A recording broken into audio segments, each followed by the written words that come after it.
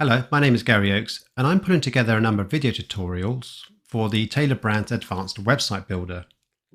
This tutorial is going to show how you can actually add a notification bar at the top of your website.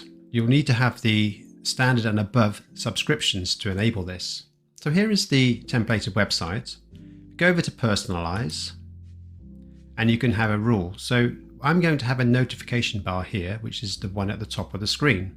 You can set a date when you'd like it to start. You can have a start time and an end time. And you can also have an end date. So I'm going to have an end date of the same day. And it's going to be on all day. And it's going to be in the Europe and London time zone, but you can change this accordingly. Let's have a look at the rule triggers.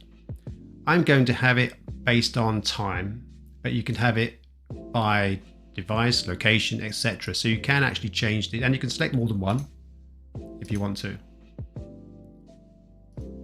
Okay, so I'm going to have it set to time, and then I'm going to go to next. I'm now going to type in what's going to be displayed. So I'm typing in last chance to obtain your free offer. You can change the background color. Oh, that looks a bit shocking. Can have it grey, black. Let's have it black. Out of that. And we can have some more settings here where you'd like it to be displayed. I'm only going to display it on the home page, but you can have it on all pages immediately after so many seconds. So you have some rules here as well. And we can preview the rule. That's okay. We're going to go to next. I'm going to call it notification bar, and I'm going to save the rule. So now let's play the notification bar. Let's go to preview. And there we have it. Last chance to obtain your free offer.